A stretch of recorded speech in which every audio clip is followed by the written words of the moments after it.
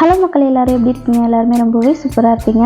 இன்றைக்கி நான் என்னுடைய வீட்டில் என்னென்ன க்ளீனிங் ஒர்க்லாம் பார்த்துருந்தேன் அப்படிங்கிறத உங்கள் கூட வந்து ஷேர் பண்ணியிருக்கேன்.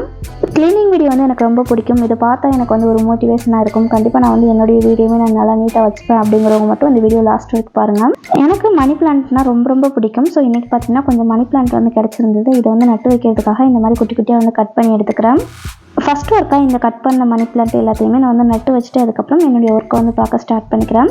பெட் கவர், பில்லோ கவர் எல்லாம் துவைச்சி 2 வாரத்துக்கு மேலே ஆயிடுச்சு. இன்றைக்கி வந்து துவைக்க எடுத்துடலாம் அப்படின்னு சொல்லிட்டு அதையுமே வந்து இப்போ எடுத்துகிட்டு இருக்கேன்.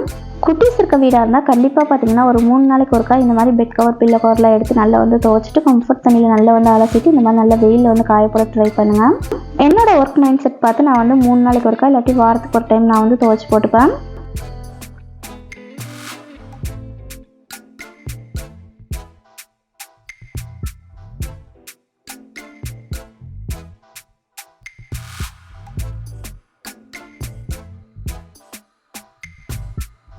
இப்போ எல்லாம் அடிக்கிற வெயிலுக்கு இந்த மாதிரி பெட்ஷீட்லாம் நம்ம வந்து யூஸ் பண்ணவே மாட்டோம். இதெல்லாம் பார்த்தீங்கன்னா நீட்டாக வந்து மடிச்சு வச்சுக்கிறேன்.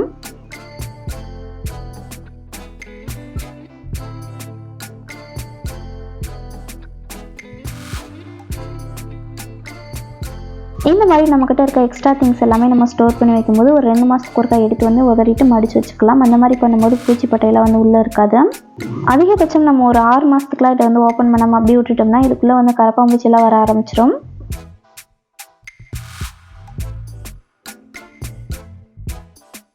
பெட் கவர் எல்லாமே துவைக்க போட்டுட்டு இந்த மாதிரி பில்லோஸ் எல்லாமே பார்த்தீங்கன்னா வெயிலில் வந்து காய வச்சுட்டேன். அதுக்கப்புறம் மேட் எல்லாமே துவைச்சி வந்து காய போட்டாச்சு. குட்டீஸ் வந்து நான் ஸ்கூலுக்கு அனுப்பிச்சி விட்டுட்டு கிச்சனுக்குள்ளே நான் போகவே இல்லை. ஸோ கிச்சன் பார்க்கறதுக்கு இந்த மாதிரி தான் இருக்குது. இப்போ கிச்சனை வந்து நீட்டாக வந்து க்ளீன் பண்ணணும்.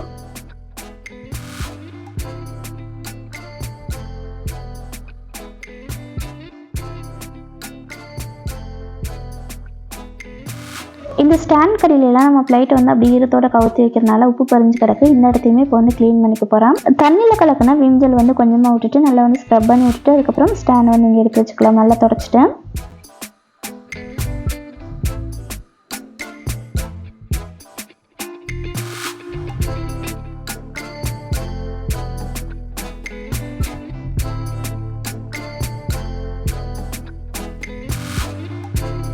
இந்த மாதிரி எம்டியாக இருக்க பாக்ஸ் எல்லாத்தையுமே எடுத்து வந்து க்ளீன் பண்ண போட்டுக்க போகிறேன்.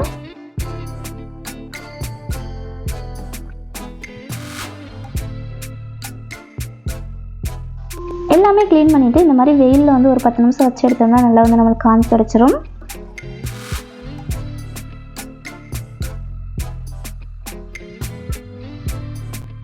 நான் 11 மணிக்கு வந்து ஸ்டார்ட் பண்ணேன். செஞ்சு முடிக்கிறதுக்கு பார்த்தீங்கன்னா 12:30 மணி ஆயிடுச்சு. கிச்சன் ரொம்பவே சூப்பராக நீட்டாக வந்து க்ளீன் ஆகிடுச்சு. இனி வந்து வீடை வந்து கூட்டிகிட்டு நல்லா வந்து மாப் போட்டு விட்டுக்கலாம். வீடு வந்து கூட்டுறதுக்கு முன்னாடி நான் வந்து காமிக்கிறேன். குப்பை இல்லாத மாதிரியே இருக்கும் பாருங்கள். எந்த சைடுமே குப்பை வந்து இல்லாத மாதிரியே இருக்கும். கூட்டினதுக்கப்புறம் பாருங்கள் எவ்வளோ குப்பை வந்து இருக்குது அப்படின்னு சொல்லி காமிக்கிறேன்.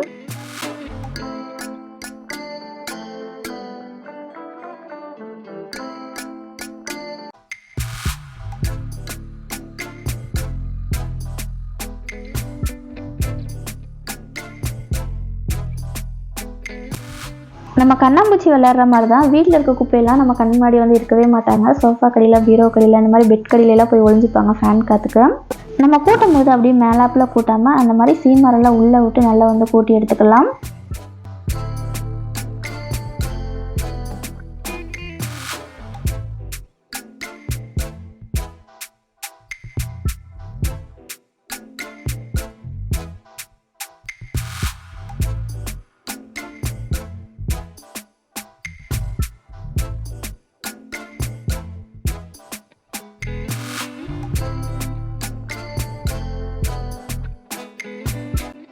நான் சொன்ன மாதிரியே பாருங்கள். நான் ஃபஸ்ட்டு வந்து காமிக்கும்போது உங்களுக்கு வந்து குப்பை இல்லாத மாதிரியே இருந்துச்சு. வீடு ஃபுல்லாக நல்லா நீட்டாக வந்து கூட்டினதுக்கப்புறம் எவ்வளோ குப்பை இருக்குன்னு பாருங்கள்.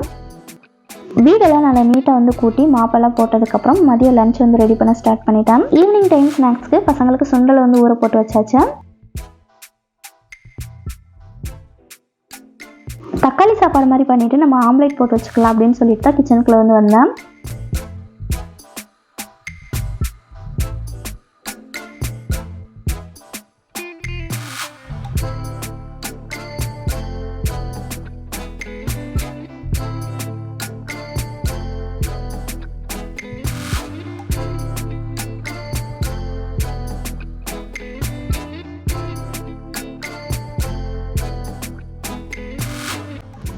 தேவையான வெங்காயம், பச்சை மிளகாய், உப்பு எல்லாமே சேர்த்து நல்லா வந்து மிக்ஸ் பண்ணிவிட்டு ஒரு ஓரமாக எடுத்து வச்சுட்டேன்.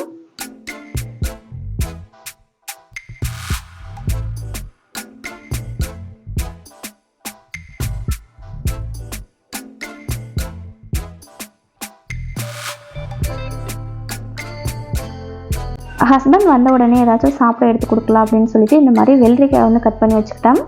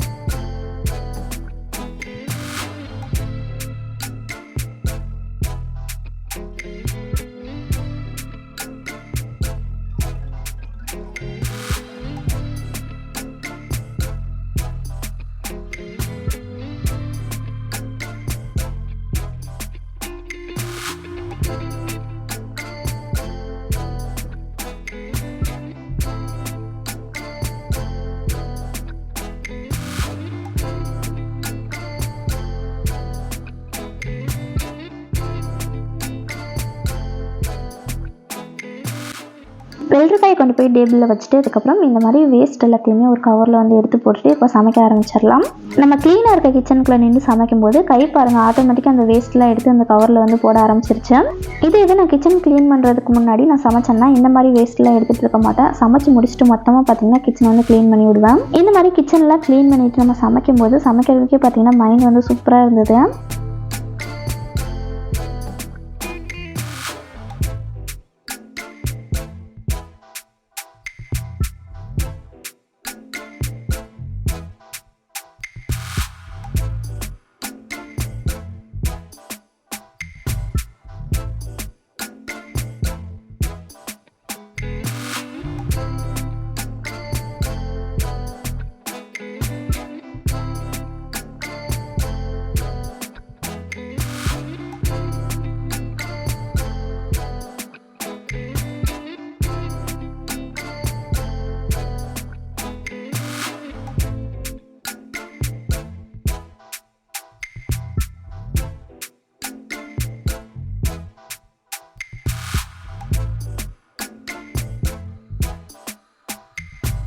நம்மளுடைய மனசு பாருங்கள் ஒரு நிமிஷத்துக்கு ஒருக்கா எந்த மாதிரிலாம் தாவுது அப்படின்னு சொல்லிட்டு நான் உள்ளே வந்து கிச்சனுக்குள்ளே வரும்போது நான் தக்காளி சாப்பாடு தான் கிண்டிக்கல அப்படின்னு சொல்லி நினச்சிருந்தேன். ஆயில் சேர்த்து வெங்காயம் தக்காளி எல்லாம் போட்டு வதக்குற வரைக்குமே அதே மாதிரி தான் இருந்தது. அதுக்கப்புறம் திடீர்னு பார்த்தீங்கன்னா பாசிப்பயிறு குழம்பு வச்சிடலாம் அப்படின்னு சொல்லிட்டு அதை ரெடி பண்ண ஸ்டார்ட் பண்ணிட்டேன். அதுக்குள்ளே வேறு ஏதாச்சும் யோசனை வர்றதுக்குள்ளே குழம்பு பார்த்திங்கன்னா வச்சு டக்குன்னு கொண்டு போய் அங்கே வச்சிடலாம். இந்த மாதிரி வீடியோஸ்லாம் பார்க்குறதுக்கு உங்களுக்கு பிடிக்கும் அப்படின்னா சேனலை மறக்காமல் சப்ஸ்கிரைப் பண்ணி வச்சுக்கோங்க. என்ன மாதிரி வீடியோஸ் உங்களுக்கு பார்க்க பிடிக்கும் அப்படிங்கிறதுமே கீழே வந்து சொல்லுங்கள். அந்த மாதிரி வீடியோஸுமே நான் கொடுக்க வந்து ட்ரை பண்ணுறேன். வீடியோ கண்டிப்பாக அவங்க எல்லாருக்குமே பிடிச்சிருக்குன்னு நினைக்கிறேன். பிடிச்சிருந்தா மறக்காமல் லைக் பண்ணி சப்ஸ்கிரைப் பண்ணிக்கோங்க. நெக்ஸ்ட் ஒரு சூப்பரான இன்ட்ரெஸ்டிங்கான வீடியோவில் பார்க்கலாம்.